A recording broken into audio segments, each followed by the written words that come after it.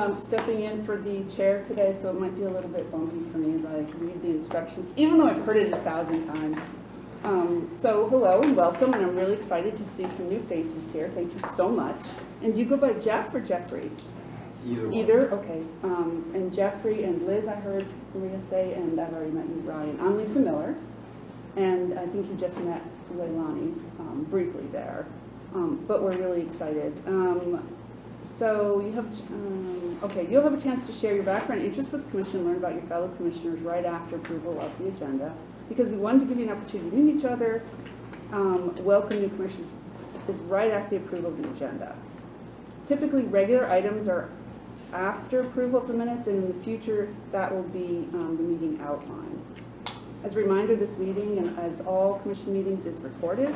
This is per the direction of the City Council 2023 to provide transparency and access to the Brown Act meetings.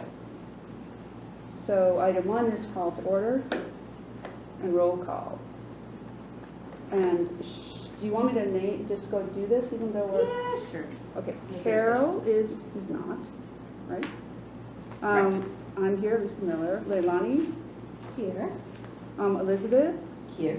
Brian? Here. And Jeffrey? Here. We don't have any council liaisons with us today, so... No. And Maria, of course, is here. So, do we have a motion to approve the agenda? Which is in your packet. Okay, thank you. Yes. Would anybody like to second that? I second that. Thank you.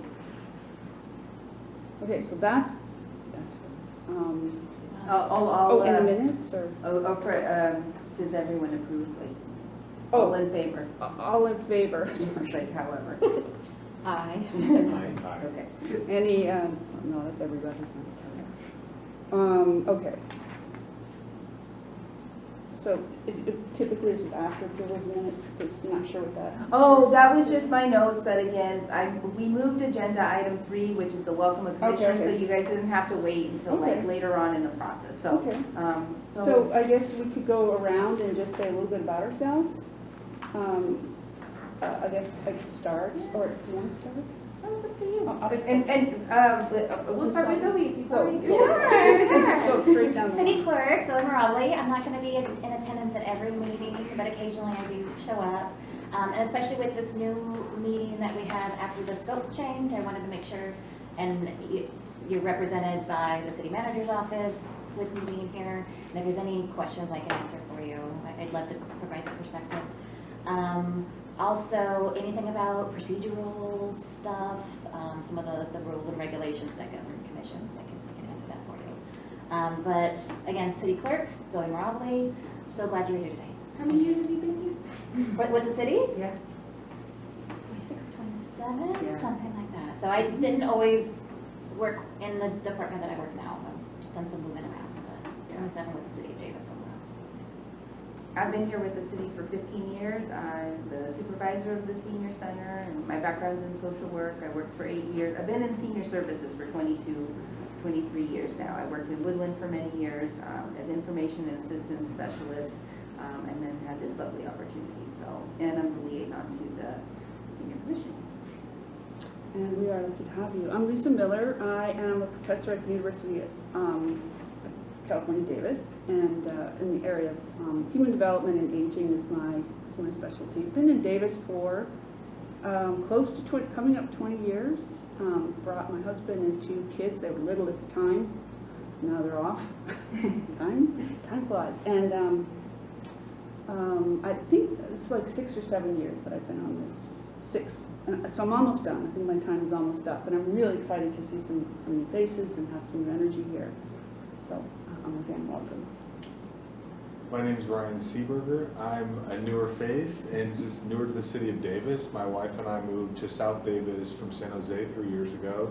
During that move from the pandemic, the Bay moving east, everybody, we've fallen in love with this city. I'm originally from Sacramento, so it's kind of a move back to the area. My wife's an alum from UC Davis. My background is in nursing. I'm an RN. And now I work in hospital administration. I do work at the Med Center in Sacramento now in the Department of Radiology, but I'm actually transferring to Sutter Health, staying in the area. But I really just want to get engaged. Part of my work is obviously very people-oriented as a nurse and hospital administration, making sure workflows are in place, particularly for seniors, but of all ages in my current department. But I just want an opportunity to give back to the city. My name is Liz Pastrow, and I have lived here for 16 years.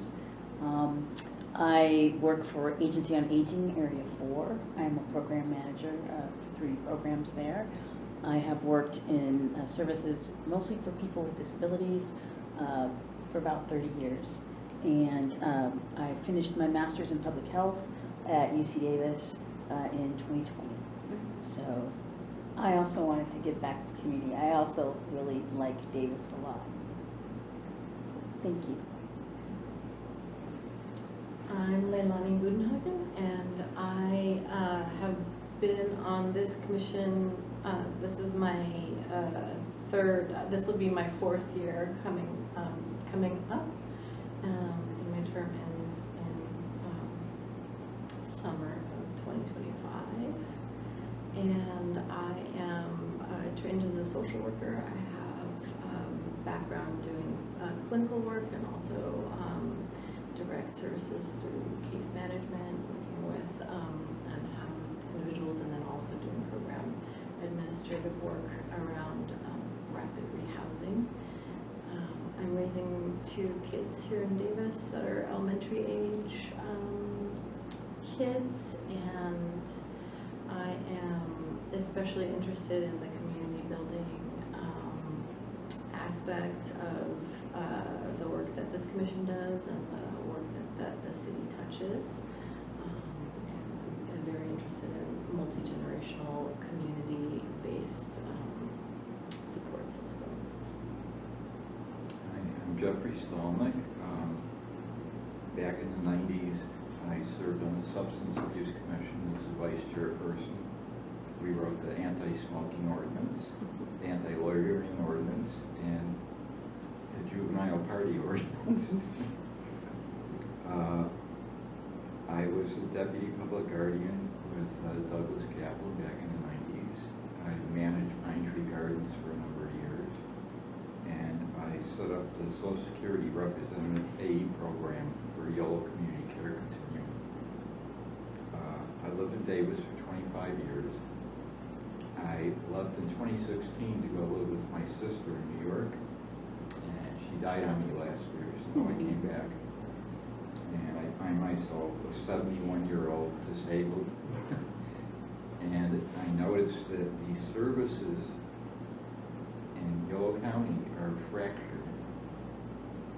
They don't connect like they used to. I don't know if this is from COVID or what happened. Things have gotten much more disconnected, and people seeking services are having a very hard time. You say, well, you have to go here, and then you go there. No, you have to go there. You have to go there. And if you don't have a car, you're in a mess. You got to go to Woodland for some stuff. You got to go here for some stuff. So I would like to see better connections and ease of use, especially for senior citizens.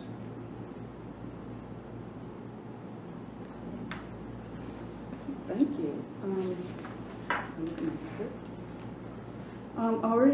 We've already talked about this, but brief announcements from staff commissioners and city liaisons. Is there anything you want to add to? I think I showed everybody the patio project, or just initially, just a quick little, and just to make sure you know, we will have a presentation on it, kind of just an overview of what it's going to look like and the type of programming that we're hoping to have there soon. And the other part, the other thing I'll share is that we are going to be a cooling center. We've been activated as a cooling center. We were activated a couple weeks ago, and we're going to be doing that again. So this Friday, we're essentially open from, our opening hours are 9 a.m. to 4, but we're going to extend that to 8 p.m. And then on Saturday, we're going to be open from 4 to 8 to give some folks relief. So that's my update. Okay. And so now we move on to item 5, which is, Actually, let me give a real brief update Oh, on, yeah. so we're currently recruiting again for this commission. There's still a couple spots to fill. So we are still accepting applications. I think they're due by, I want to July say next 19th. week, maybe? July 19th. July 19th. Thank you. So if you know of anybody, you know, use your network, we're still accepting applications, and then we will do the same process with, there'll be interviews with the council subcommittee, and then we're hoping to go to council July 30th for appointment. So hopefully, at your next meeting, we will have a couple more members for your work, for doing the work, and if you have anybody that's interested, please encourage them to apply. okay. Moving to public comment. So public comment section is for the commission to receive comments, brief questions for clarification. We have nobody. Nope. Okay, sorry. Well, there could be someone. Could they call in? I don't, We don't have a call. I think I'm confused. That's Yeah. for council Yeah. and planning commission. And COVID. Yeah, that was COVID. We did have people on the line, yes. Okay, so any written public comments? Okay, consent calendar is next. All matters listed under the consent calendar are considered routine, doesn't require discussion. So are there any questions or comments on that? First one is, I guess the first one technically is for the minutes? That's it, the Okay. 3 sets of minutes, basically. Okay, there are 3 sets. Anybody, I don't know if you had time to look them through, but any comments? Should we do all at once? Yeah. Okay. Comments, questions on the minutes? From February. Yeah, February. No questions. Leilani, any? No. Okay, so then we just formally approve them. So a motion to approve. I move. And, okay, so did I you? think I get saw first and Leilani. second? And then who's the second? Do Jeffrey a second. Jeffrey? Yeah. All right, perfect. Okay, all those in favor? Aye. Aye. And opposed or abstained? Want to abstain? Okay.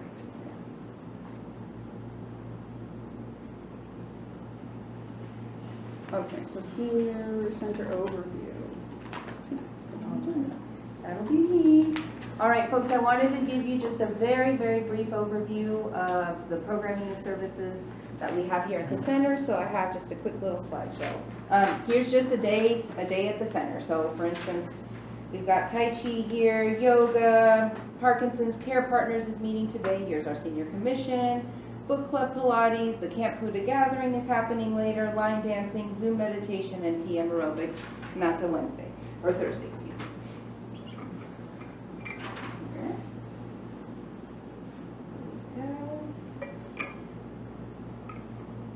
Okay, so this is Leanne, she's one of our volunteers and participants at the center. So as I had mentioned to our new commission members, even though we're the senior center, we've always been open and we've always had programming basically for all ages. And I mentioned the Camp Buddha, we also have rentals here such as Autobahn, we have wedding receptions and other types of programming for the community.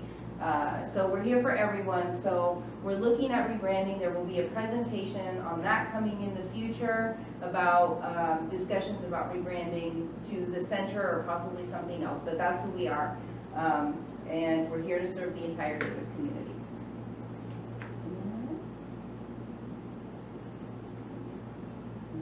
That way.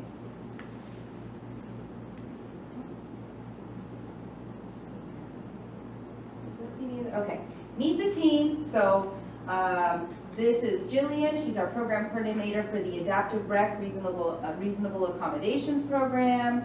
Jamie actually was here, worked for 37 years as the Adaptive Recreation Coordinator, is now a part-timer who helps us with lunch hour scheduling. Margaret the same. Sandy, you'll meet her at a future date. She is our program coordinator. Tom Binnick, facility attendant. He manages a lot of or staffs a lot of like our cooling center type of programs and evening and weekend events.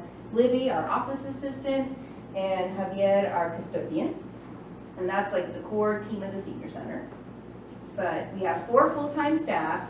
6 part-time staff, 16 different instructors teaching a whole host of activities, and over 20 active volunteers that help us on the regular with either behind the scenes, at the greeter desk, special events, and so on.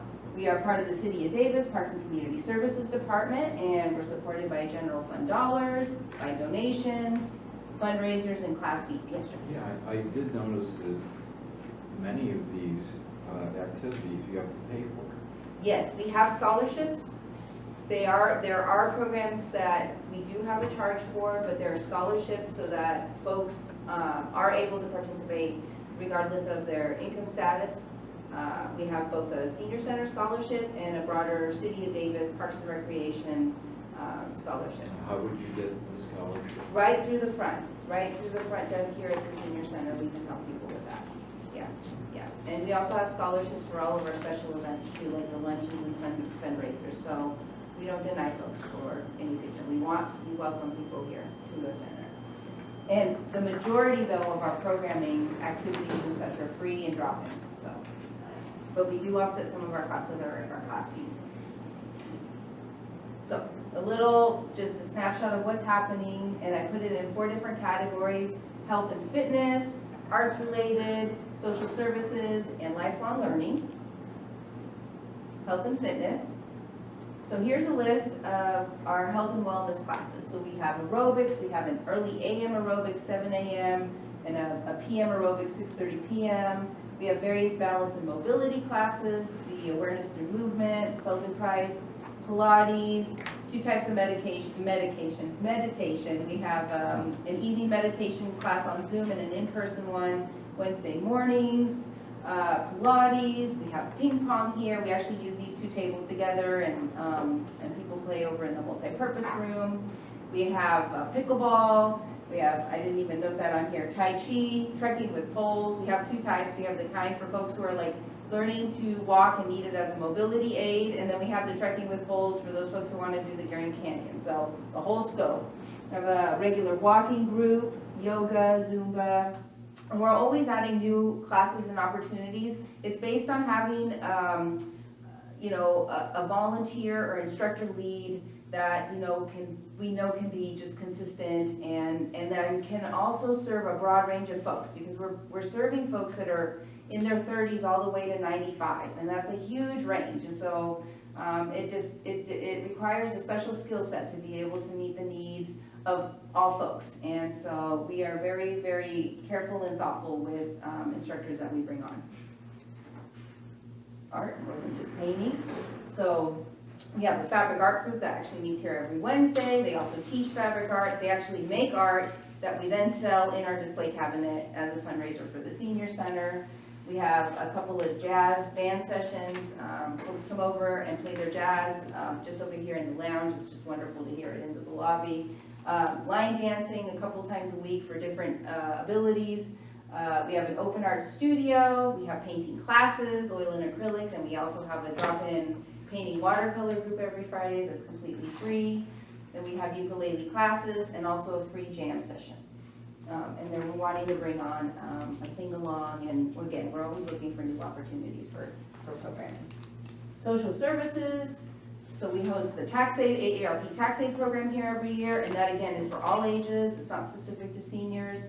Health insurance counseling, those counselors are trained and supported through the Agency on Aging Area 4. Meals on Wheels, also supported by Agency on Aging Area 4. So is legal assistance through Legal Services of Northern California, the medical equipment closet. We have a whole host of, transportation and other resources like skilled nursing facility listing, board and care.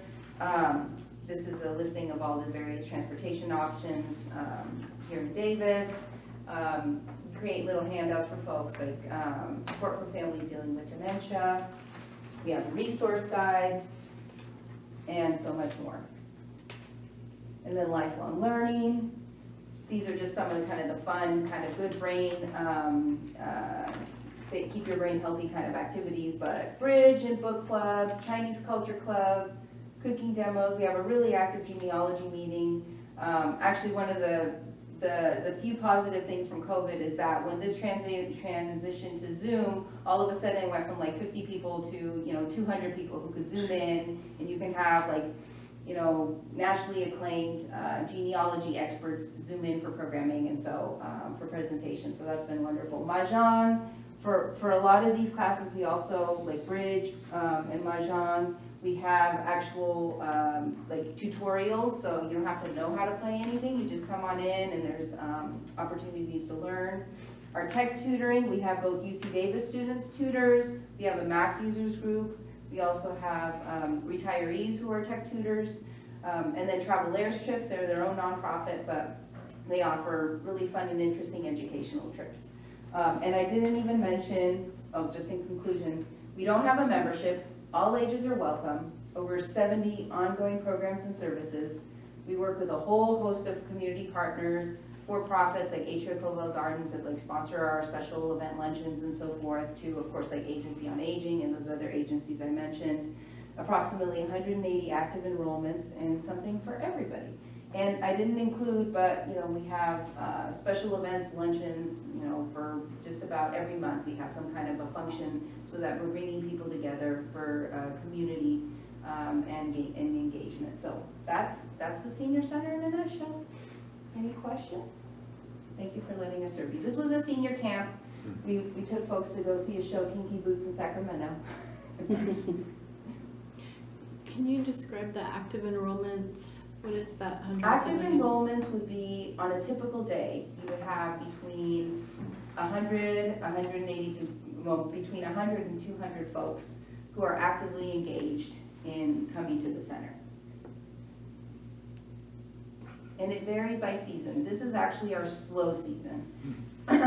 Because, yeah, in the summertime, folks are out with their grandkids, and then we really pick up again. As you can tell, it's a little bit quieter here right now, but things pick up again in the fall.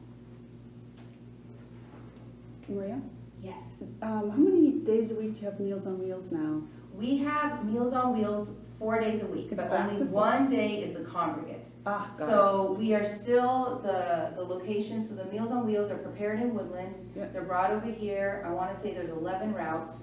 So Monday, Wednesday, and Thursday, the volunteers congregate here and then go to the different Okay. deliveries. And then Friday, we have a congregate. it. Okay, just Yeah. minutes. Yeah. That's that. Right.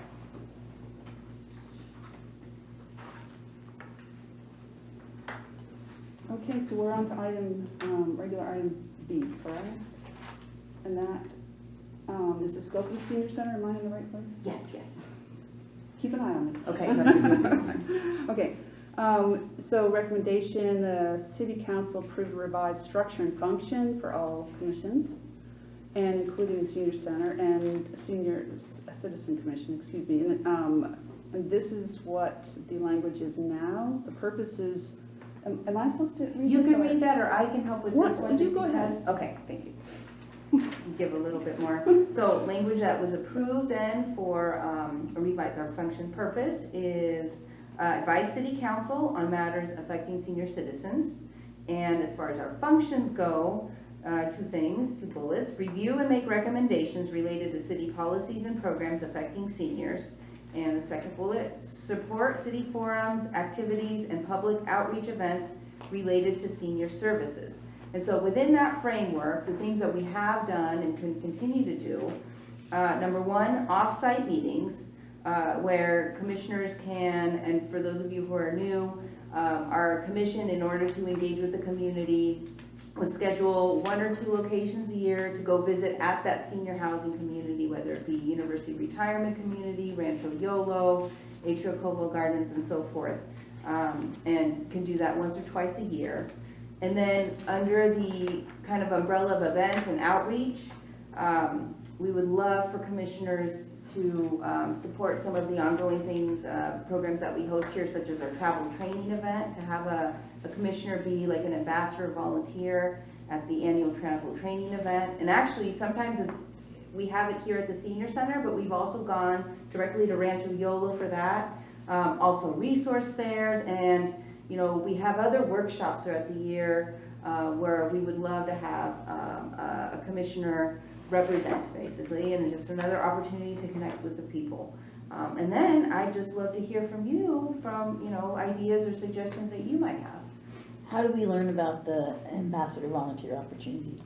Just from me, from as far as like kind of the, Upcoming events and oh, that you want yes, people so I would be explaining it in detail at these commission meetings and explain what the time frame is, and basically anything and all aspects of it involved, and then at that point, folks could, volunteer to be a part of it. And the more the better, it's, everyone can come, or we can have just the one person come, but yes, I would be sharing that with folks. And any events like that are also in our newsletter, which you guys all have a copy of.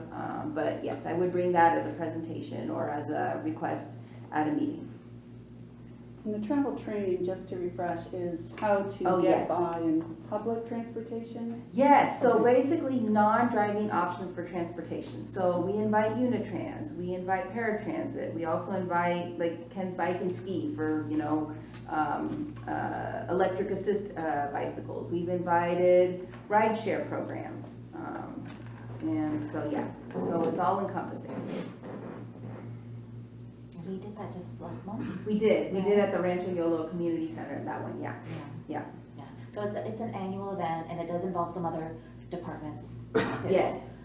But it is good to get people actually seeing the use of it, and especially if you can talk from your personal experience, I have used these things, or, so if you want to test it out, that would also be good feedback for us. Yeah, and that's right. There is Davis Community Transit comes with their paratransit vehicle, so you can like take a look at it. YOLO Bus comes with their vehicle, so you could also do a ride along there. So yeah, it's really good. Yeah. And the resource fair wasn't something that we had done very recently, but we thought it would be just a beautiful pairing with the patio finally opening to have the another come and welcome to the center, check us out. We used to have that paired with flu shots, but now there's a lot of flu shots options in the community. So we used to get like 200 people for flu shots, and they come for the flu shots, stay for the resource fair. And then that kind of tapered down to 20, but I feel like the energy's back and we'll have something to draw people. With that event, I anticipate having at least 50 different agencies throughout the building to show. I have a question on the language in and maybe Zoe could help with this. What changed in here? I was trying to remember what it used to say. So council did a broad, comprehensive review of their commissions. And one of the focus items for them is trying not to duplicate work. Right. So there might have been some things that were done by multiple commissions in the past, but we're trying now to have like one lead commission on them. So there might have been a few things that senior commission did as well as another commission. And so there's been small changes to all of the commissions to try and focus on just the one thing that you do. And then when it comes time to coordinate among commissions, then we would specifically ask for someone to be designated to go to that other home base to represent your senior commission at that other commission, and they would still be the lead. So some of it is about streamlining, being more efficient, and really helping. The idea was also to help the public know where to go to provide comments, to provide input on something. When you have something going to so many different commissions, it made for a bit of a confusing process, especially when you had different staff at these different commissions, and you might only see a portion of what the bigger project is. So the idea is streamlining for both the public's understanding, the council's decision-making, as well as the staff resources. So there might have been, I don't have all the information in front of me, but there might have been small things that, like for instance, I think the biggest overlap in my mind that I'm thinking about is we also have a social services commission. So social services commission does a lot of the work with when we get federal dollars for like our CDBG and home funding, and we do a whole grant process for some of the providers in the community. They would apply for the grant, and the Social Services Commission would actually have a public hearing, and they would discuss the projects that are asking for money and then who should we allocate money to. And so part of that process for the home builders, that includes like putting money towards affordable housing and either build of new affordable housing or reconstruction, rehabilitation, whatever's needed for existing affordable housing.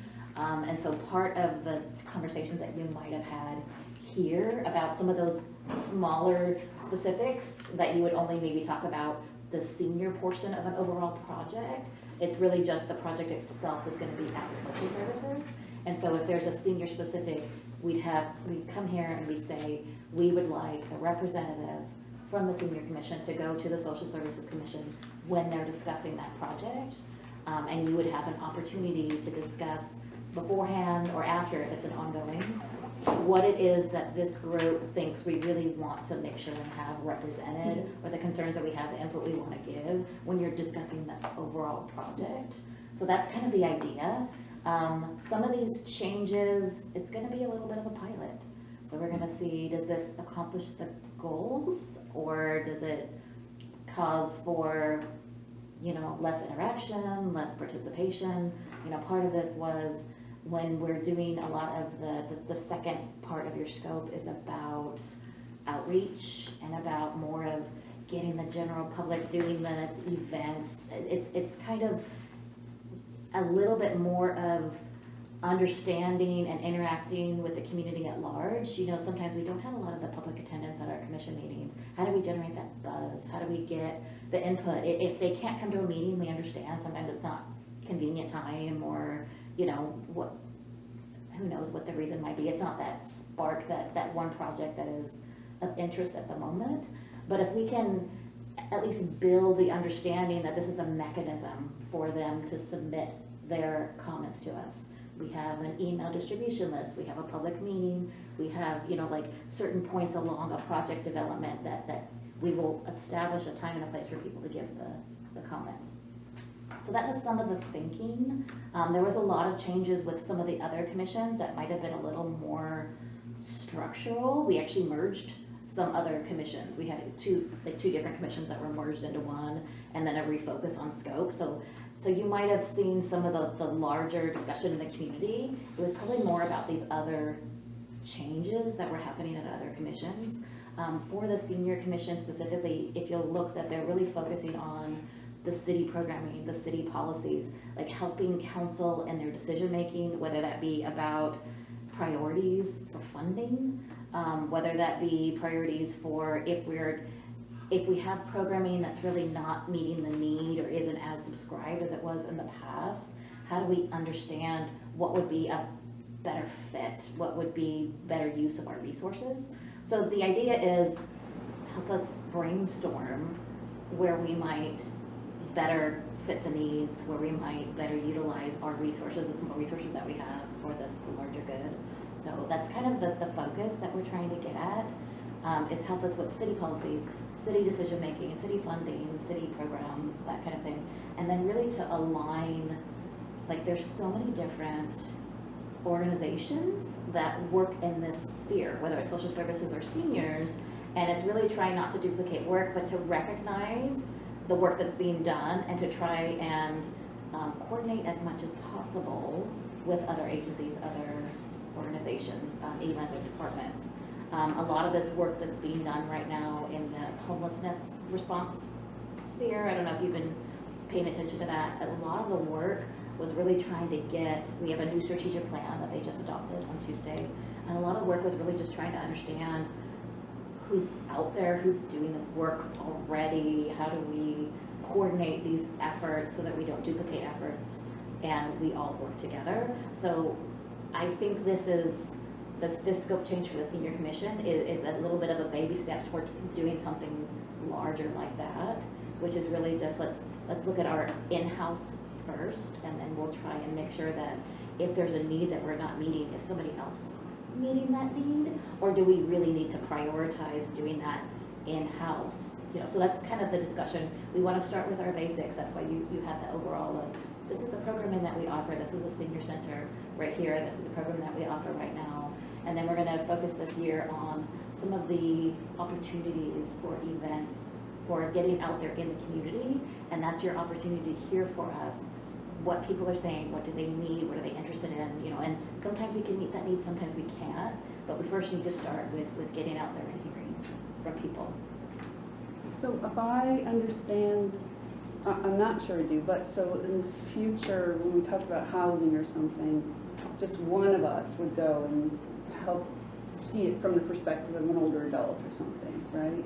As opposed to a discussion. It depends. Okay. So we had a senior housing project Yep. that took years through the planning process, and we're now in construction, so Bretton Woods.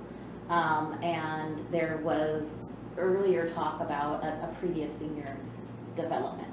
So something like, if it was a solely senior project, that would have a lot more participation from the senior commission. If it's just an affordable housing project, if it's just a development project, that would not involve as much this commission. So it really depends. So in some respects, that sort of decreases the communication and the, you know, sharing of expertise. And I understand duplication is an issue. So this group right here is not about housing. No, but older adults have special needs when it comes to housing, and older adults have special needs when it comes to being unhoused. So I'm just asking these questions. Understood. that- We do have, again, the Social Services Commission. Right, and but their maybe focus not the is on- expertise on aging. Well, they do have quite a bit of expertise that is represented in that group, but if there's a specific need that is addressed that we need a senior commission representative to go there, we can talk about that at that time. There is So no official Right, right. liaison from the senior commission to the Social Services Well, Commission. I'm not suggesting there would be, but I'm just trying to get it clear in my head what, you know, we may not be aware of things happening other places that, where it might be good to have the perspective, you know, of the folks here providing some input. We might not be aware of those, is all I'm saying, right? Understood. Okay. Does anybody have any comments or questions? I don't want to hog the. Well, Zoe, can you describe what the city is thinking is currently with this new pilot on commissions with regard to liaisoning between commissions? Because I know that Commissioners. between commissions, I know that in the past there have been members of different commissions who have been liaisons, sitting among and participating in the active work of other city commissions. Can you talk a little bit about that history and then what the city's thoughts are now moving forward? So, in particular, the last few years, we've had like the development of the CAP, the Climate Action and Adaptation Plan, and that specifically, that CAP was the home base for that CAP development process was at the Natural Resources Commission. And so every couple months, there would be an update on exactly what was going on, what kind of opportunities there were for input. And one of the opportunities was each commission was offered to have a representative go to the NRC when they were talking about the CAP development for that item and fully participate and represent. And so we had, not every commission, but a number of commissions specifically assign a person to go to the NRC when they were talking about the CAP. And this was for years. When we were developing the Urban Forest Management Plan. So that home base for that Urban Forest Management Plan was at the Tree Commission. And so they sent out a memo saying we're doing this Urban Forest Management Plan. We think there might be a nexus to a number of commissions. If you want to be represented, please assign someone, or you can give us your input if you want to put it in writing, that, you know, when we're doing our plan development. And that was probably a year or two of that. So we've had some very specific things like that, where it's an official liaison. It wouldn't be every meeting and the entire meeting, but it would be for that item. And so you would receive the full packet of materials, the agenda and the full packet of materials ahead of time, and then you would be participating in that one item as a full commissioner. So that's kind of the new way that they've been doing the liaison. So it's really for the project, not for the entirety of every meeting representing the senior commission at this other commission. So the other thing that you have in your commission that is, has been retained is you have a liaison assignment that goes to the Yolo County Commission on Aging. Yolo County Commission on Aging. So you have someone that is, and the Yolo County Commission on Aging specifically requested one of the senior commissioners be assigned to be the liaison from our senior commission to the Yolo County Commission on Aging as a liaison assignment. That would be a full assignment for every meeting, participate in every meeting for the full meeting. So that's a very different process. And I think Maria's reaching out to them to get some more specifics so that you'll know when we do that liaison assignment. I think it's gonna be the next meeting. So you'll know a little bit more specifics on kind of what they're looking like, maybe the time commitment, what background they could really use, and then what they would want you to do here at your home base commission in order to further their efforts. It might be you have a discussion here at your home base that you need to bring that feedback back to them. It could just be, I'm gonna give repeated updates on this is everything that's going on at this commission, which reflects, you know, like overall county stuff. There have also been other commissions in the past where you had slightly different makeup, like we had one person from this commission, one person from that commission, one person from that commission, and then some more public, like general public members. And so some of that was focused on some different types of, like we had for Unitrans committee, we had a student liaison committee, we had a number of different task forces that were kind of differently made up. And so we've kind of tried over the years different things, and some are more successful than others. Right now, the Unitrans committee and the bicycle transportation street safety commission, those have now been merged. And so now we have one transportation commission.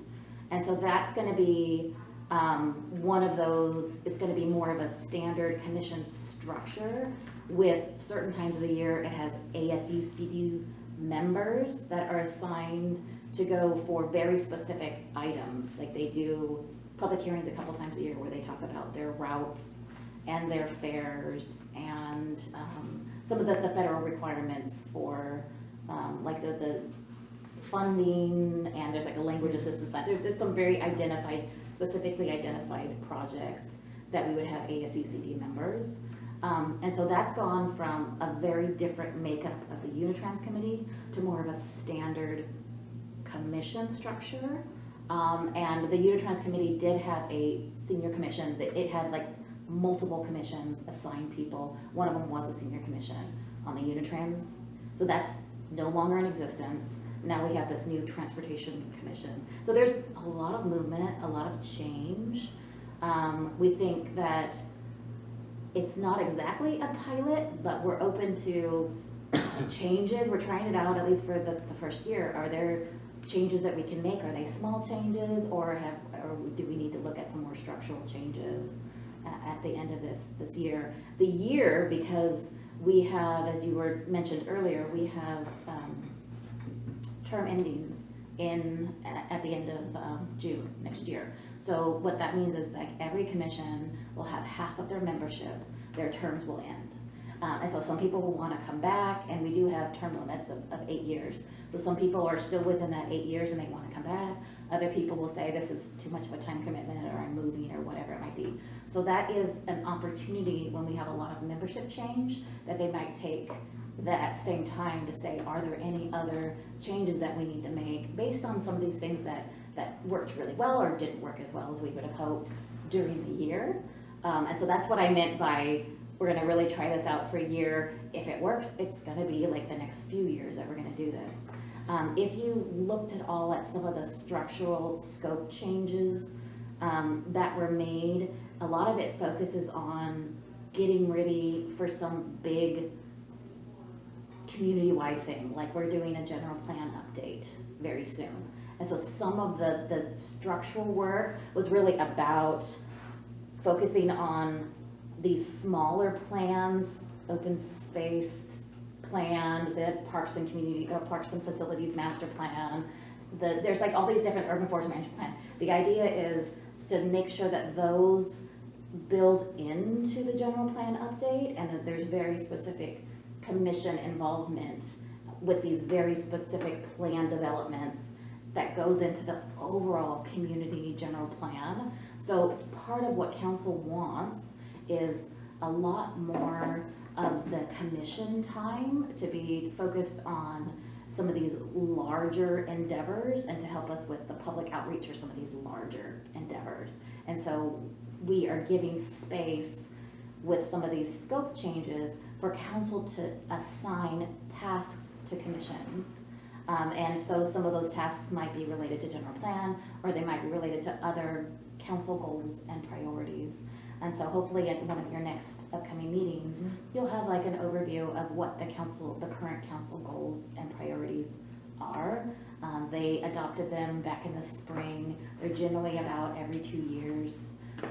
And so what we're trying to do is make sure that everybody is working together. So if we know what the council goals are, we know what the budget allows for resources, that we are all kind of feeding into this machine to provide the services.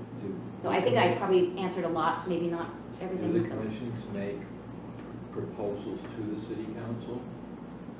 Sometimes, and sometimes you specifically work on things that the council asks you to do. So what we do with the proposal is we need to understand exactly what it is that is being proposed, what resources might it need, is it aligned with the priorities, the work plan of staff, the priorities of council, all of that work. Okay, let's say an idea comes up in the Senior Citizens Commission that also falls under the Social Services Commission and the Planning Commission. How would they all work together? That's something that the staff would have to get together and work out. So, I can't give you a hypothetical right now, but some things that a commission might come up with, it wouldn't necessarily be in their scope. And so it's not that it's not a good idea, it's just that it really doesn't fit within the scope that's been developed for this commission. Well, the scope is pretty wide. I think sort of city policies and programs for seniors, except that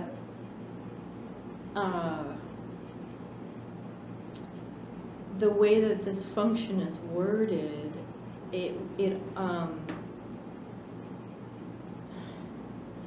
I guess I'm trying to figure out how, if in order to have the ability to very seriously and robustly be able to advise the city on policies and programs affecting seniors, in some ways it seems to me that there's a level of ongoing assessment that would really be needed to be able to do this work very comprehensively and accurately. So I think I really support the city's new structure and the goals of making sure to streamline and manage city resources effectively. It seems really important, and to be as coordinated as possible. But one concern I have is that if the Senior Citizen Commission waits for the city to identify that there is a programmatic need or a topic that requires our help, that might not be sufficient. There may need to be additional assessment that's happening about the needs of the city and seniors in the city. And so in order to really help with structuring policies and programs, it coming in after they've already been identified by the city and developed, it may be too late to really be very helpful and effective. I understand. I think that in general, your staff liaison will be able to give you an update, inform you when there's something percolating that you might need to prepare for.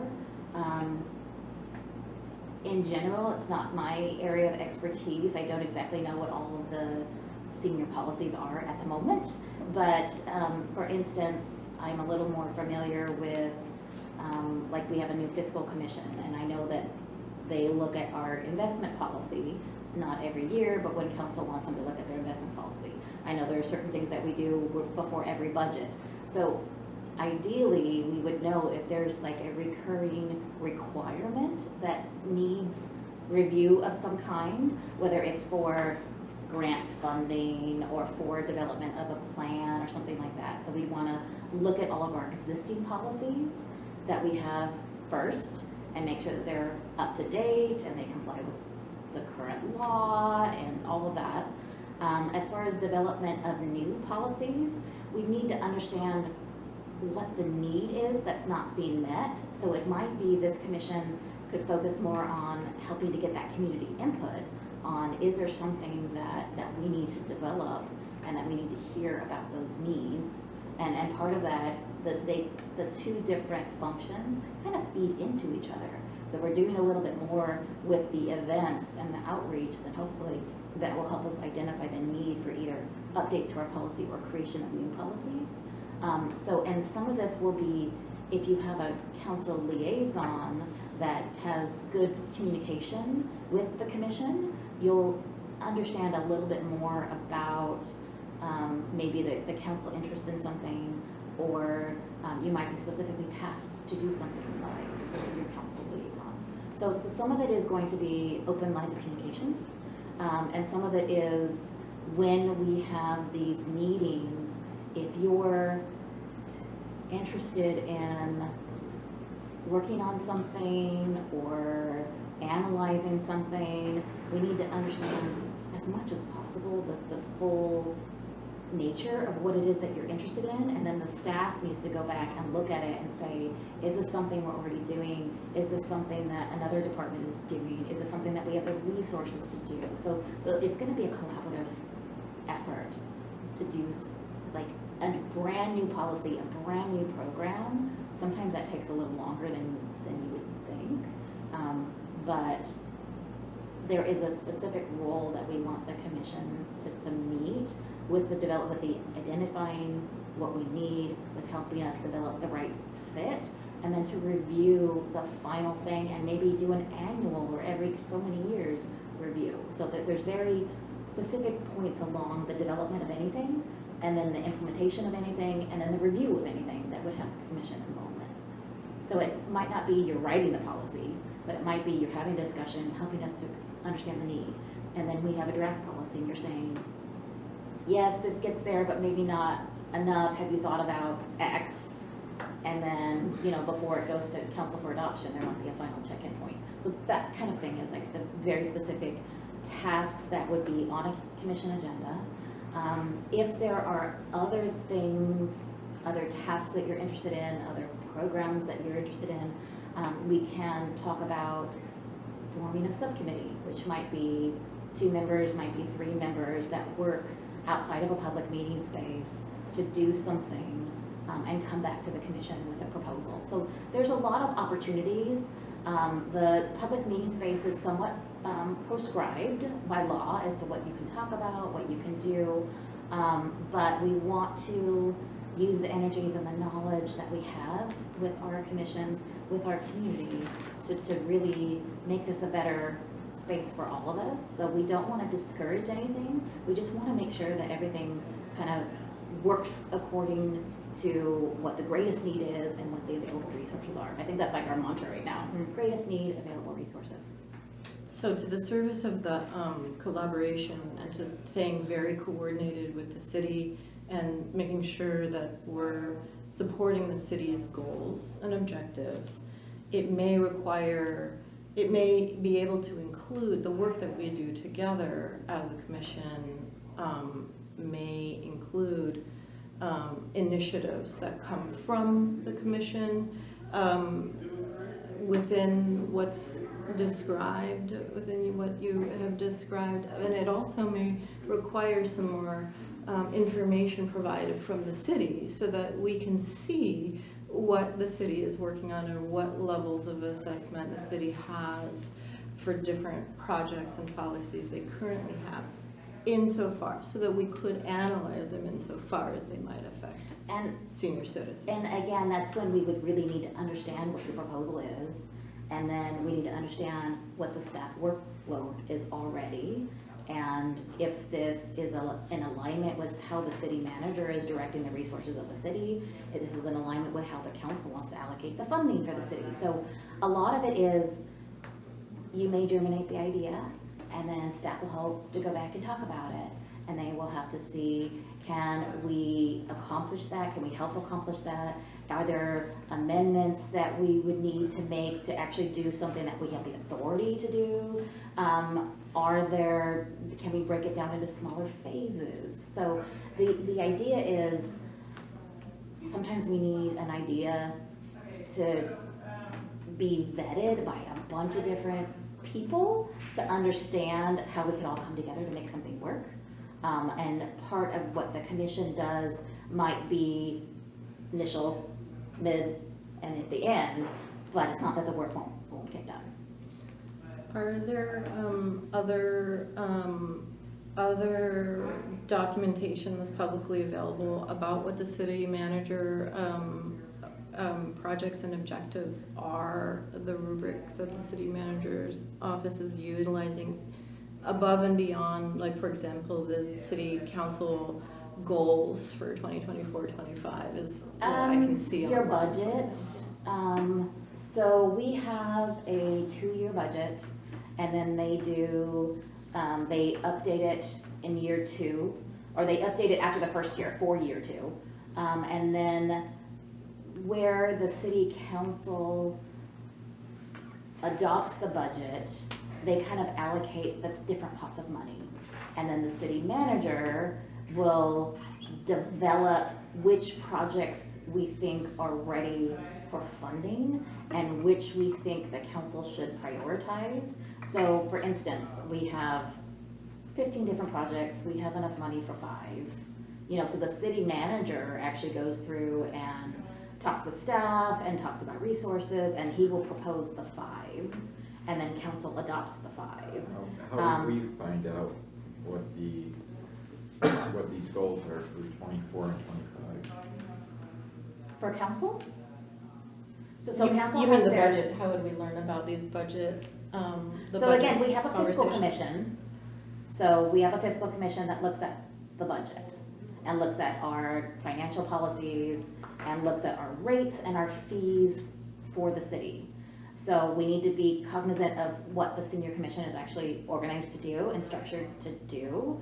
And so again, that's part of what staff has to do, is say, this is a good idea, but it actually doesn't belong at this commission, or it might take multi-years to accomplish, and we need to put it in the parts that actually can be done by this commission and can be done by that commission, that sort of thing. So part of our job as staff is to talk with other staff so that we know how to inform your commission as to how you can help us, how you can help council, how you can be our mechanism to get that community feedback, to generate the ideas, to help us develop the policies. So some of it is a long process, and some of it can be done faster. Some of it's just improvement on what's already existing, but not a brand new idea. And again, we do have a number of different commissions. I think we're down to 12. Yeah, so we had like 15, I think, 15, 16. We're down to 12. And so we've tried to organize the structure and the content in such a way that we can give each commission something that is manageable and something that is doable, and something that directly feeds into either programming that we already have or that we've identified a need for. So it's a lot of concepts right now, it's a lot of help us check in on stuff that we're already doing, help us think through the stuff that we need next. And so ideally, when you have your agendas in front of you, you will have a little bit of everything. You will have a brainstorming session 1 month, and the next month you're just checking in on, you know, the patio project, or you're, you know, so it's not that every meeting's gonna have a big analysis discussion, but there might be places where you would be able to get into the nitty-gritty of the data. Is it fair to say, I mean, I see the words written here, review and make recommendations related to city policies, but what I hear you saying sounds like a slight change in terms of the information being a little bit more top-down guided than before. So we're not asking the commission to be staff. So we're not asking you to write the policies. And yet, the second bullet here is a little bit more like staff, right?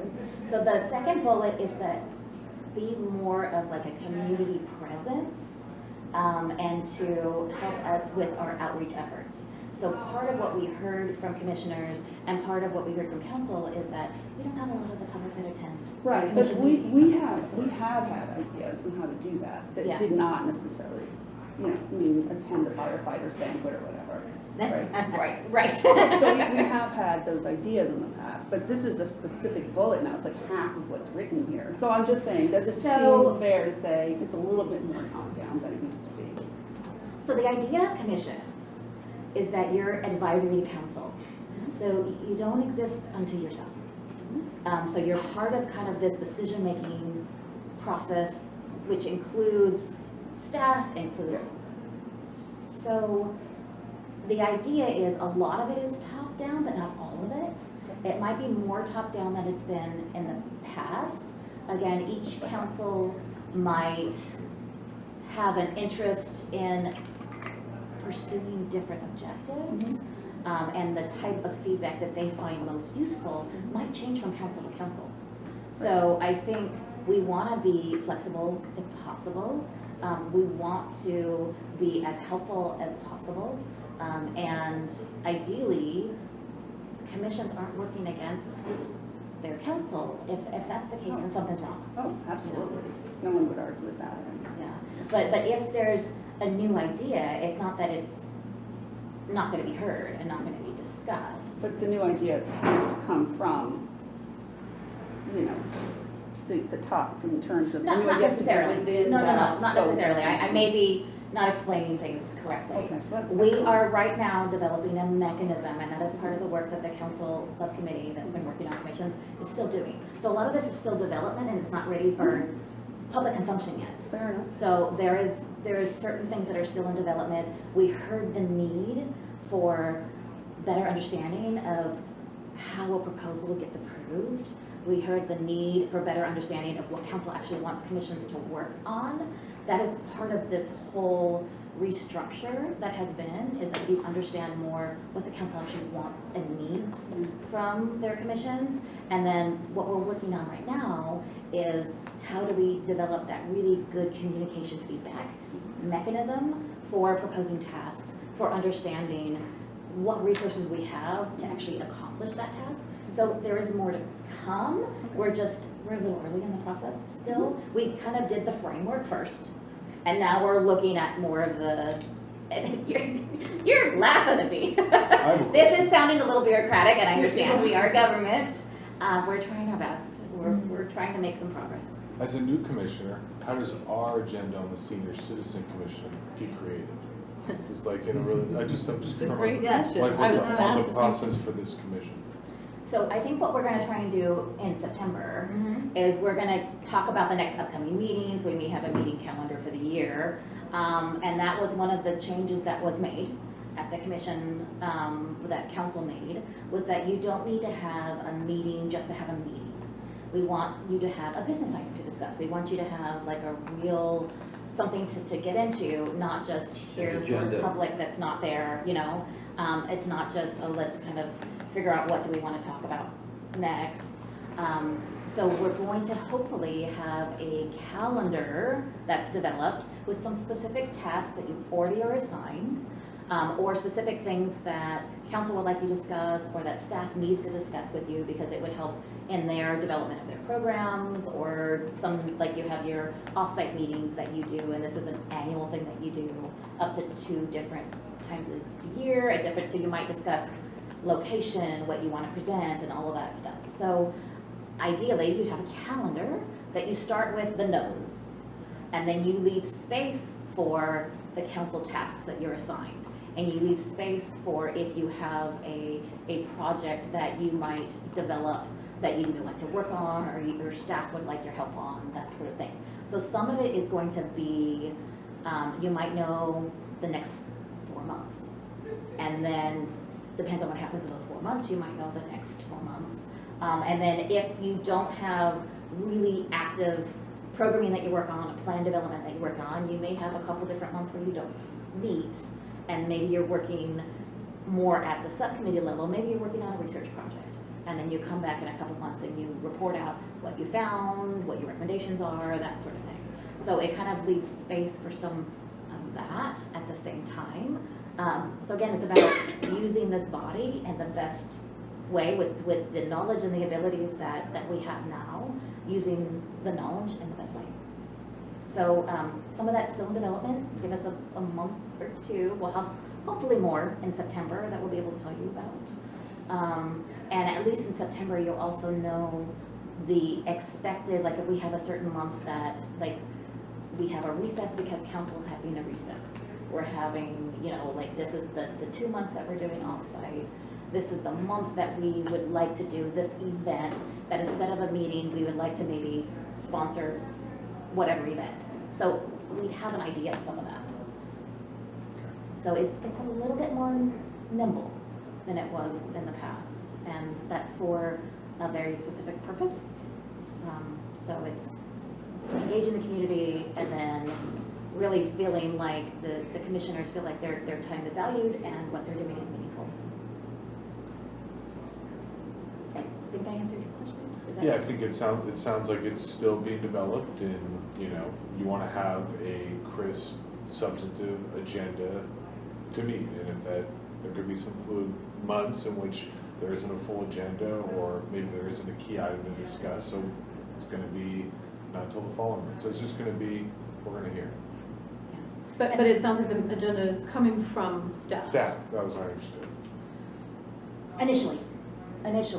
And it could be, once we do the anticipated things, then we'll have that space for new generated ideas that you want to work on. We want to make sure that anything that council is tasking the commission, that's a priority. Anything that we need to do because we have rules or regs that require it, that we may need a public hearing for this type of funding for this one. Like, we want to make sure we get those done first off. And then when there is the time and the space and the interest and the knowledge, then we have the room for those other things. So it's not just staff. Some of it will be council, and some of it will be a commission proposal that is fleshed out by staff and council to make sure that we all understand what the proposal is, what the resources are needed, what the timeline is, all of that sort of thing. So it's everything, and you know, but not everything all at once.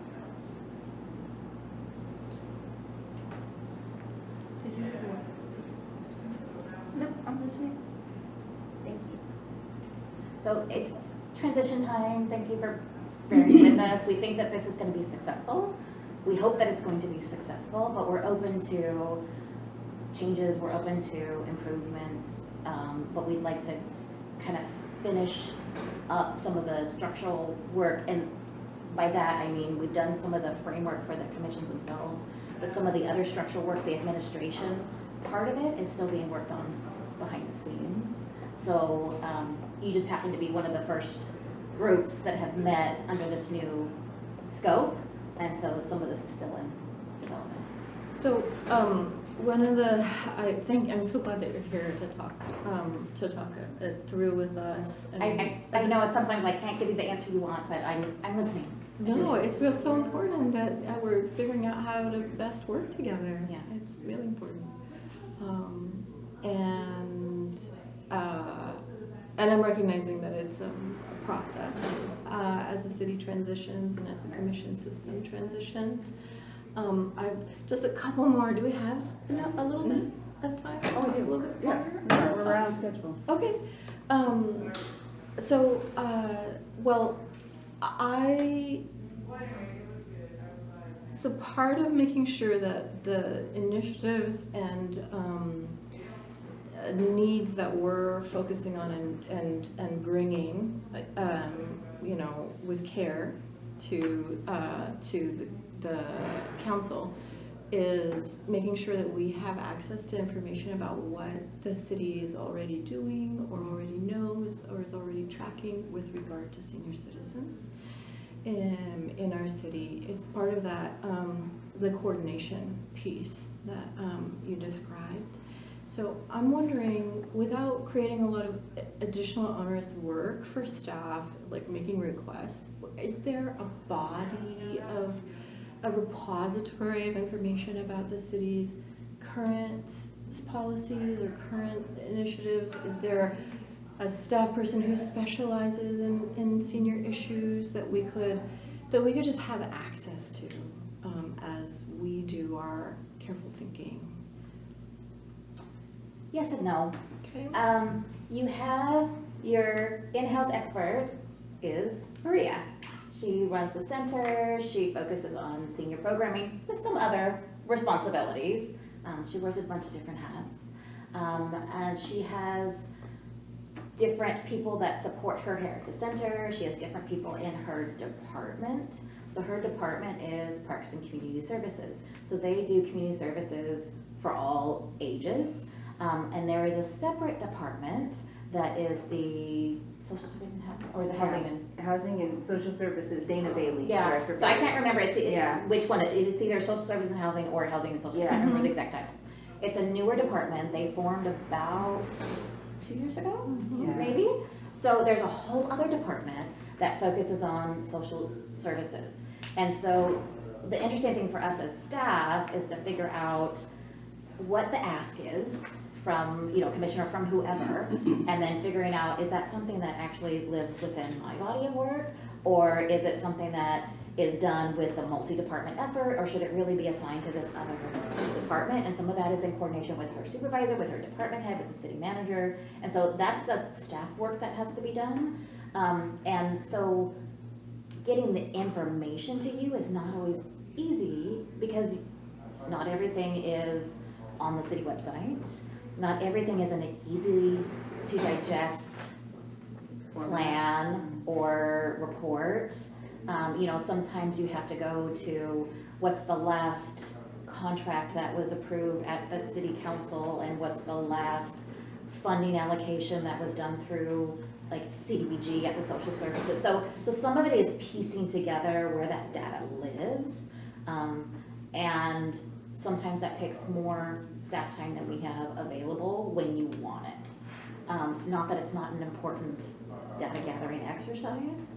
I think with some of the larger focus on plan development, we'll have a lot more in the future that will feed into each other. So for instance, we're working on the Parks and Facilities Master Plan right now. And so part of that effort is doing surveys, looking at who utilizes our facilities, our services now, and then where the gaps are. And part of that is about the building, part of it is about the programming, part of it is about all the externals, the parks, the fields, the lighting, the whatever. Some of that will touch seniors, but a lot of it will touch different age groups. So the idea is, what part of that plan development specifically focuses on seniors that we could parcel out and bring to this commission? So it's hard to do sometimes when it's not in that larger space, because there's always trade-offs. So if you're looking at a Parks and Facilities Master Plan, and you're looking at funding, and it's seniors and some, social services related, and teens, and maybe youth programming. And so you're looking at, there's one pot of money and you can do about 30%. So without having them all in the bucket together and kind of understanding the trade-offs and the timing, and can we focus on this now and this later, and what are the trade-offs? If you don't have all of that information, it's really hard to come up with the recommendations. And so piecing out just the senior part of it is really difficult.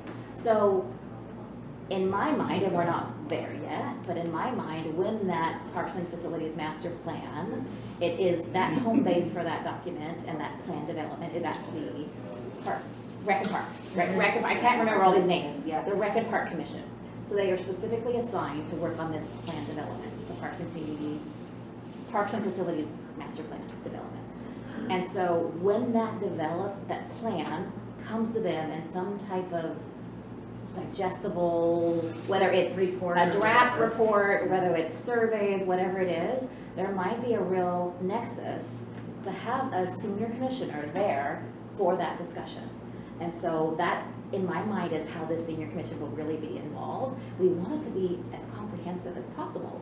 So it won't necessarily be like you're talking about the full plan here at the senior commission, but you will assign someone to go to the other commission that's talking about the full plan. If someone signals to us and invites us to do so.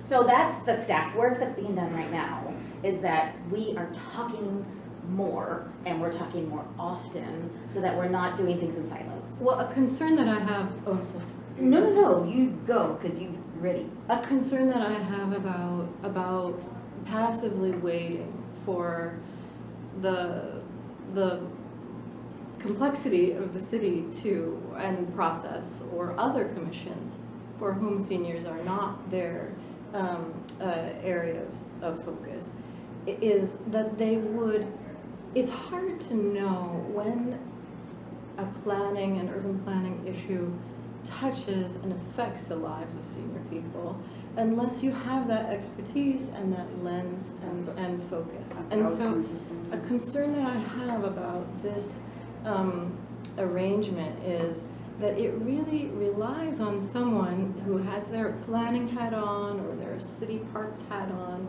to think, gosh, I wonder how all of the decisions that we spent hours focusing on making will affect seniors. And that awareness is not something that comes naturally or easily, and it's not comprehensive, even among the most well-informed or well-intentioned professionals or commissioners.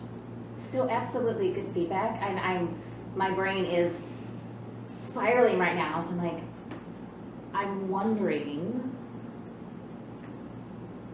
what your proposal might be, what the timeline would be. Would it be someone from a senior commission going to a planning commission meeting when they're talking about Demographics and stuff. that's the thing, planning commission doesn't. So I'm Yeah, really they trying to don't say, do that one, yeah. from my knowledge, and I know what about the framework, I'm not at all of these meetings, but I know a little about a lot, So my role is to kind of piece these things, like, have you talked with this person? They're actually working on this thing. We need to make sure that we're not working at cross purposes. Very good feedback. I'm trying to digest right now what that means logistically and what that means as far as the stuff that I know that might be upcoming and when that ask needs to be made, and then what meetings Maria might need to be invited to. So I'm digesting and thinking. It's really good feedback. I'm not sure what the answer is right now, but again, it's really timely because, again, we're going into this general plan process, which is going to be years long. It's going to take a lot of effort from a lot of people, commissions included, to get that community feedback first, and then to look at these planning decisions and how they affect different constituencies. And there's going to be everybody that will be affected in some way, from all ages, all abilities, so we need to think about those and talk about those when we're developing the general plan.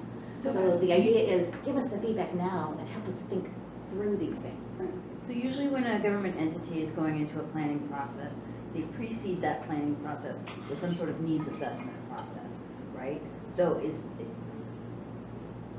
Is that something that the city does itself? Is that something where the city hires a consultant? So we're very early in the process. Uh-huh. We're very early in the process. These other plans that have been developed, Mm-hmm. yes, a lot of them had a consultant, not, I think, almost all had consultants, sometimes even Yeah. multiple consultants working on them. And part of that is doing the needs assessment Mm-hmm. and getting the information either on what we've done in the past and how well that has succeeded, doing the surveys, having the neighborhood outreach meetings, all of that is prior to developing the plan or prior to updating the previous plan. Mm-hmm. And so those have all been done with these individual efforts. So the downtown plan, the urban forest management plan, the climate action and adaptation plan, we have like all these plans. Mm-hmm. And so what we're leading up to is the general plan. And so part of the general plan that they're doing first is to talk about, do some outreach first. And I don't know what that looks like, that's still being discussed. They're right now just bringing on a consultant. The consultant contract hasn't even been approved yet. So we're very, very early on in the process. And that's, again, a different staff that's doing that. In fact, there'll be multiple staff that's doing that. We'll have years-long process, and there will be specific commissions that are assigned tasks in the general plan process. From early days with neighborhood outreach to actually discussing the different elements to, you know, looking at the final plan. Does the council receive a report on the status of senior citizens in Davis? Is that like an update that they get periodically? No. Okay. Well, related to that, let me just springboard for a moment, and I think sometimes we need a paradigm shift, right? We do a lot of updating, and a lot of things are status quo with a tweak. But we have 1 in 5 being over the age of 65. And so when we think about piecemealing, like data for older adults or whatever, it's really kind of a strange way to think about it when 20% of the population, and that's now, going forward, it's gonna be 30. So there's so many ways that that permeates everything that you're talking about, and sometimes it requires it to be tipped to think about it differently. I think that's part of the comments that are coming through here is saying, well, this is fine within the way that we're doing it, but this could be a much bigger need that we have that should be addressed.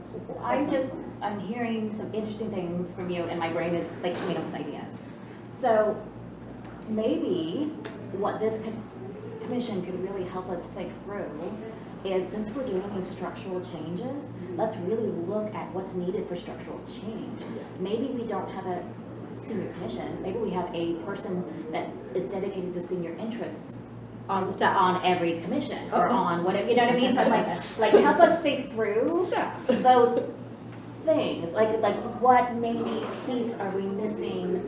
Like, I don't know, my brain is sparking on so many things right now. Yes. At the staff level. You're thinking or like we're level. thinking. I don't think it's an either Do you or mind though. if I shut the Yeah. door? Just because I think that the diversity of thought is what makes this commission as good as it is. Is Yeah. that you've got these different perspectives, people come at it from many different ways, and this together is bigger than its pieces, right? It's the whole. So maybe what Gestalt we can idea. do, and this might be a proposal that the commission could really think about, is do we want to take a year and do we want to say, let's have an effort to pay attention to like different sorts of things that go to council. Maybe someone is assigned to like look at the agenda, the council agendas, and another person is assigned to look at different commission agendas or to sign up to get the press releases from the city. So maybe the effort is to really understand where we're the most needed and where we think you're not getting the feedback that we could provide. And some of that would be, we need to really talk about this as staff, like what role could the commission play in that? Like I don't want you to feel like I'm not hearing you, I'm really hearing you.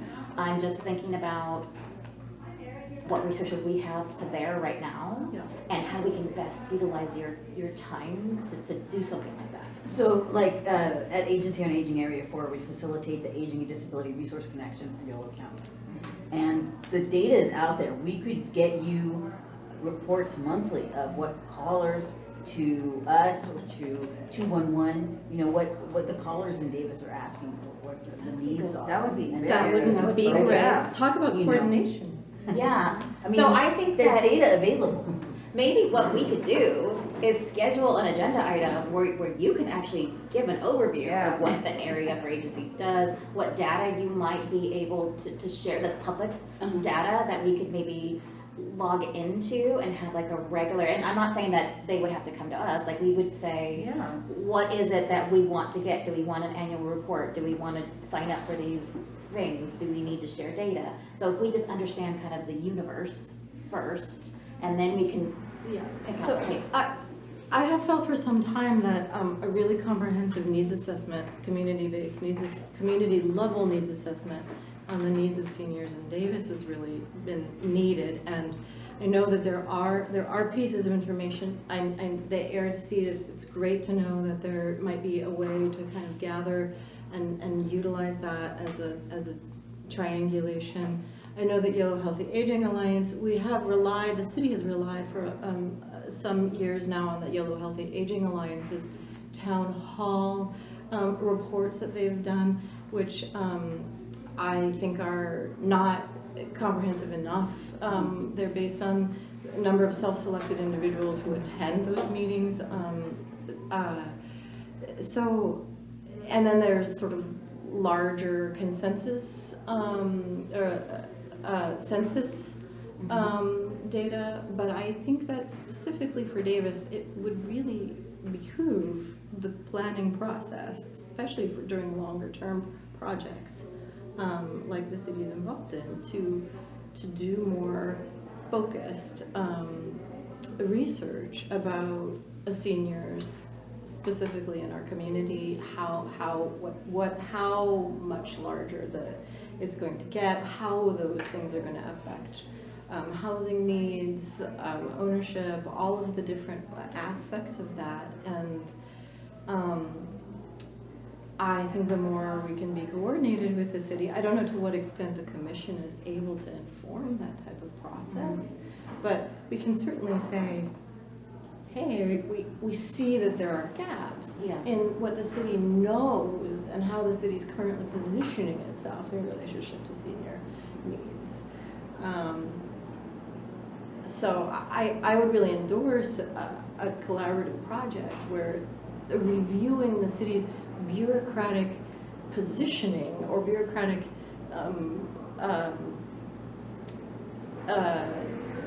structure, how well the current bureaucratic structure fills the needs that are here and the needs that are really coming, and making, helping advise would be great if that was something that was indicated. I mean, I don't know what other communities are doing exactly, but I can imagine that having an internal behind the scenes to the city database for the projects that are all over the city but that affect seniors, something where they go, I have no idea. It's almost all of them. I'm sorry? Which is almost all of them. Which is almost it was something where there's some kind of outline. I know that sounds like that's more work, but having a specialized person who's hiring a demographer, I don't know how that gets decided when that's indicated to do at the city level, but I think that making sure to do it along with the general plan process would be really important at this stage right now in the city's developmental life, would be important.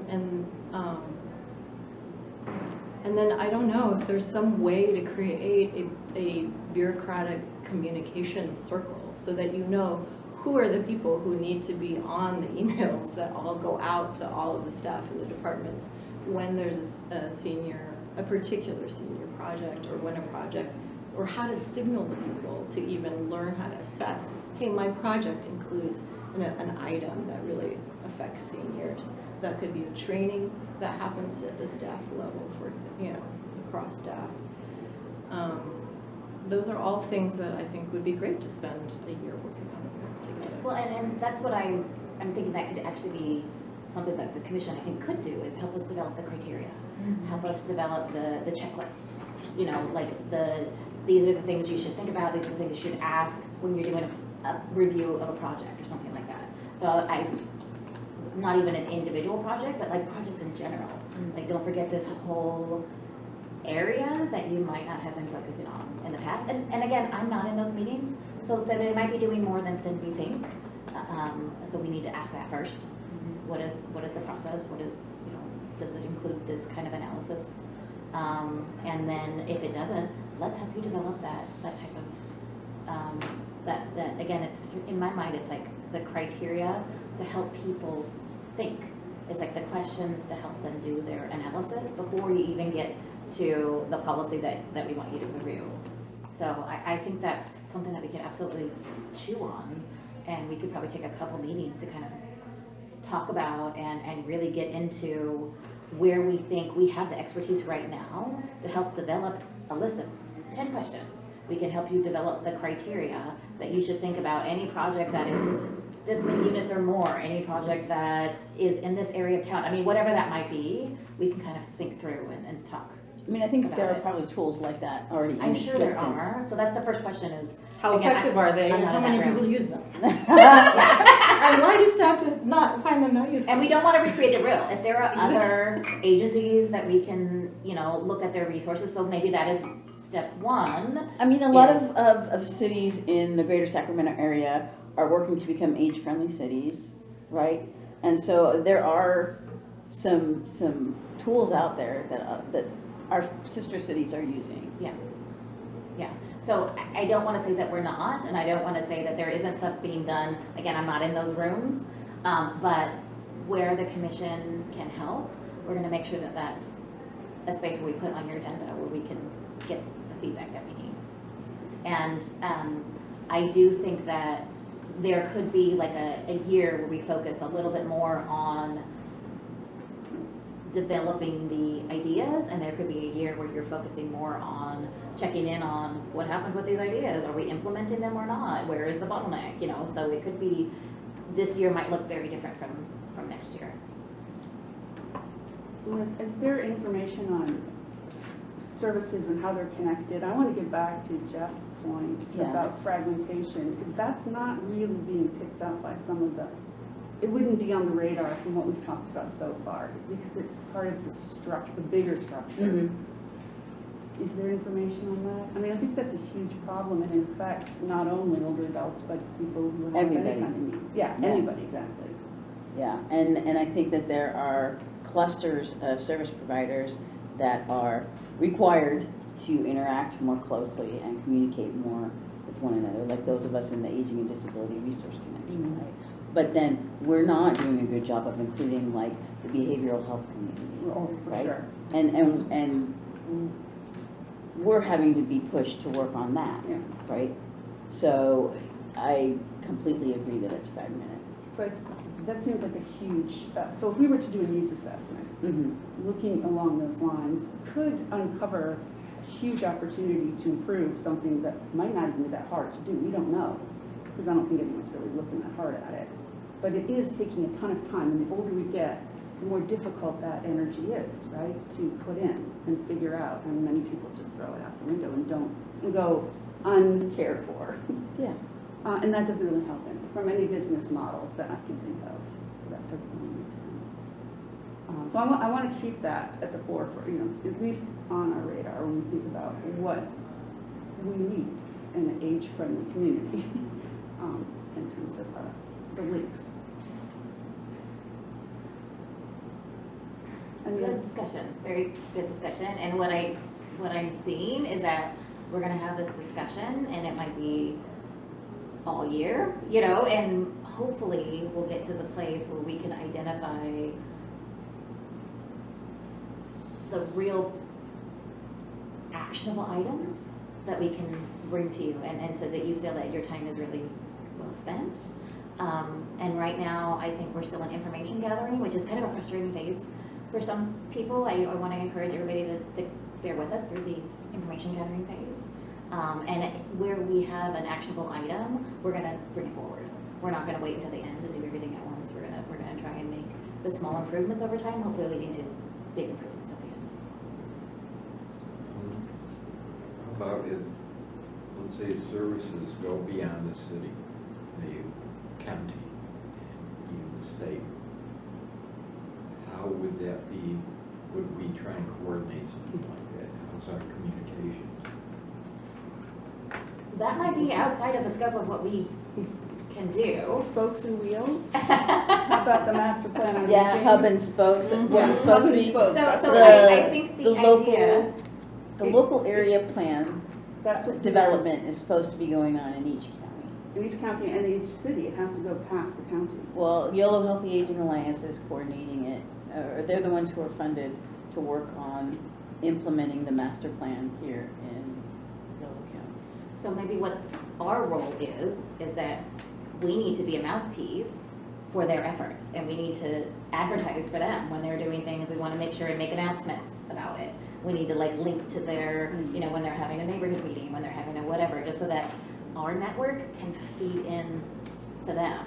So we're not duplicating their efforts, but we're bringing attention to their efforts. Because there is a lot of work being done in this space. It's not all being done by us. Some of it's being done by nonprofits, and some of it's being done by, you know, like hospitals. And therein lies the services. problem. Yeah, it is, Fragmented. but we want to recognize these efforts, Fragmented. not duplicate them, but it is hard enough for us to navigate. You know, if there's somebody that really needs something right away, then that's almost impossible. So your comment that you said, even in your introduction of yourself, like, is absolutely, I think everybody sees it and feels it, and we all want to work towards better. You know, we won't get perfect. Integration. But yeah, It's terrible. yeah. But I think that recognizing the demographics, this is like every city, every state, this is kind of like happening everywhere, so that's good for us, that we can take advantage of all of the work that's being done by others. So that, I mean, that's the good thing about local government is we encourage each other to steal from each other, you know? Like, if government money is paying for something and it's in the public space, then that's like, in my profession, I'm a city clerk, and we have a listserv where everybody's like, have you done this yet? Can I borrow from you? And it's like, it's encouraged. So that's the nice thing about government, is that it's not, like, most of it, unless you're paying for a consultant, it's very proprietary. Most of this is, we actually just want to improve things, and if it can help the next city, then absolutely, let's borrow from each other. So thank you for the discussion. I know it went a little sideways, but it's really beneficial for me to hear, and I'm gonna kind of digest and think about who I need to go back at the staff level and talk to. And then think about what maybe future agenda items we need to craft to bring to you for discussion. You said that we're at the information gathering stage, and that might be frustrating, or it might feel a little less satisfying than action. But frankly, I think that there couldn't be a more important role. For I love that us. feedback. I don't get that very often. If what we do at the end of, you know, the work of our body that we're here together doing is to provide a report, like you were saying, Elizabeth, about, you know, the implications for the city and city planning efforts, you know, Yeah. on the aging population in Davis, and what is known about that from tax base, from social services needs, from all of, you know, from housing needs and on, that I would consider that an extremely valuable thing to leave. So that's gonna be our mantra, right? Really? Yeah. Yep. Extremely valuable. Yeah. I think that I would love to help develop something that could be the routine in the future, and it would actually help streamline future efforts. And I do think that with the general plan just around the corner, the time is kind of perfect for some of these efforts. You know, we have about probably a year, maybe more, before that really gets, because they're doing some general outreach at first. They're going to do some EIR now, you know, all that kind of stuff is happening. Some it will be very public, and some it will be just behind the scenes, but we have the time to really to think this through and to make some really, I think, concrete recommendations that could really help with the general plan development. Okay. So I think we've covered item 8, if I'm not mistaken, is that we're gonna need a liaison Yeah. for the Yellow Commission on Aging and Adult Services. So we're gonna do that next time, people think about this time, and we're gonna do it next time. Yes, because what I'm hoping for is since, like, I just very clear, concise, like, framework of what the county commission wants from the representative, and so, yes. Yeah. And I think they did say that it's changed slightly Yeah. from what they wanted in the past, so we just want to get the That would be good current to know. Yeah, expectation exactly. and requirement, yeah. Yeah. Okay, and then, so, think about that, everybody. And then, Mm-hmm. the meetings currently are the first Wednesday from 9 to 11, and it is over there. Right, 600 8th Street. In person, yeah. And so item 9 is the upcoming meeting. We don't typically meet in August, so it's September 12th. Correct. I will not be here. Okay. Hopefully we'll have enough people. It may be useful for everyone to have a little bit of an orientation to the structure and function of the subcommittees and how those can work. They can be a useful tool for doing more refined and nuanced work together because the Brown Act really constricts how expansive and free-flowing our conversations can go all together as a group, as we all know. And so I think it may be useful if we just review really quick together while we're still together how the subcommittee can work if we decide that there's a way that we want to move forward or a reason to move forward in that way, and we'll be better positioned to talk about that next time. Would that be okay if you guys... For September, is that what you're asking? Well, just in the future, moving on, so that we're ready to go. So Like, I yes, we think, like this idea, we want to propose it. Part of that flexibility that we're trying to build in is to encourage where possible. So we're going to have very defined tasks with defined things that a subcommittee might be assigned to do, a defined timeline for when you would report back. So part of that is in your commission handbook already, and part of that is what we're kind of developing behind the scenes that's not quite ready for adoption. But in general, subcommittees are a smaller portion of your commission, so less than a quorum. A quorum is when it triggers the requirement to hold a public meeting so that your public discussions, the public has the ability, even though we don't have people here, they have the ability to come and participate and make a comment. But a use of a subcommittee might be for a very specific research project or a small piece of something that you might have the time, the interest, the ability to do something over maybe a couple months period of time, maybe just a month, and then you come back to the larger commission and you report out on what you've been doing, who you've been talking to, if you have recommendations, and then that subcommittee will end. So the idea is, if in these future agenda items that we schedule, that there is a need for some out of the meeting space, the public meeting space, is there a need for a few commissioners that might be willing to or have the ability to work on something and then come back with a recommendation? So it could be some of these research projects, it could be, Would, just to understand the order, would the subcommittee, or before a subcommittee is established, is it a proposal first, or can it be research behind the scenes that is coming forth to inform a proposal? So a subcommittee isn't formed just because. Right. It's not something that is an ongoing thing. It's very task specific, it's time limited, so it's only a certain people and you identify those people and only those people are working on it. So you don't have all of your commission working on it because that requires a public meeting. Triggers. Yeah. Right. So the idea is fewer people, very task specific, very time limited, and then you come back. And sometimes you don't have a final recommendation. Sometimes you might come back and you say, this isn't what we expected at all. We think we need to talk about this some more.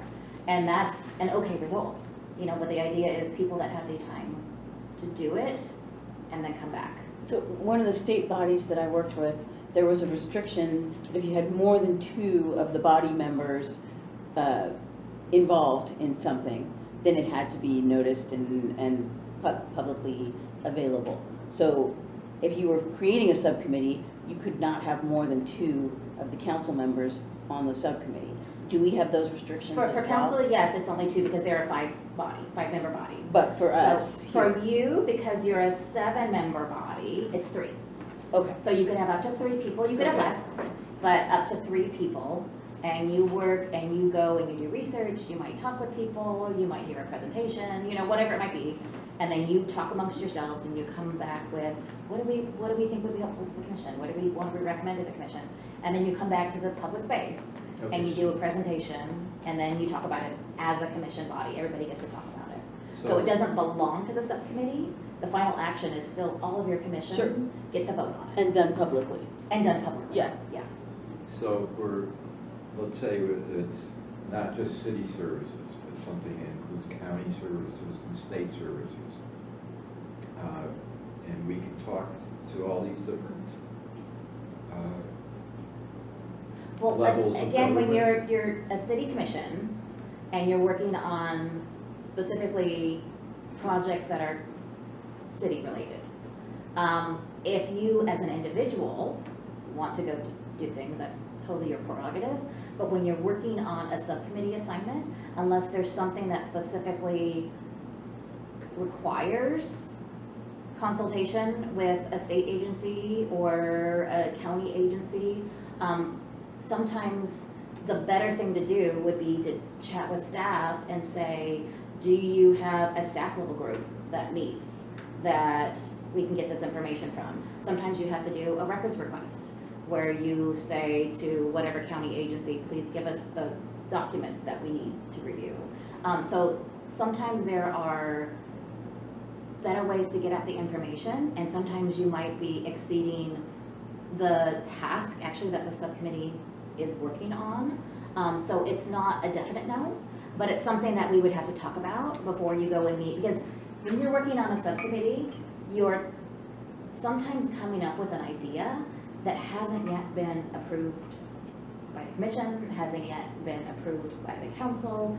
And so when you're meeting with another agency, you need to be really careful with how you represent what you're doing so that they don't think that this is a city project, because it's not yet, and it might never be. It might, but what you come back with might not be something we're able to do. And yet if you go to this other agency and you're talking with them, they might think that this is a city staff Right. project. So we need to be really careful with how we interact with people and how we represent ourselves and what we're doing. So it's not a definite no, but it's a definite we need to talk about it before we do something But like if you that. found, you can look on websites and gather data that way, right, what's publicly available. Anything in public available, Yeah, absolutely. that might be good enough for some of the I things. also like talking to people. Well, then, I guess that's- Yeah, so we just need to be really careful about your role.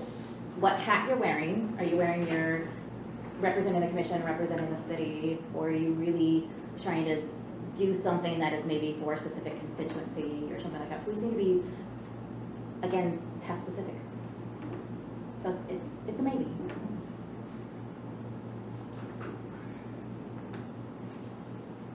That was a lot of process and procedure. It won't all be, the discussions won't all be like that, but thank you for going there with me. Appreciate it.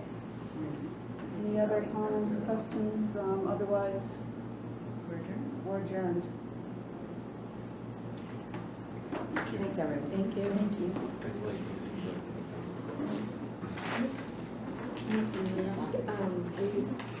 Are you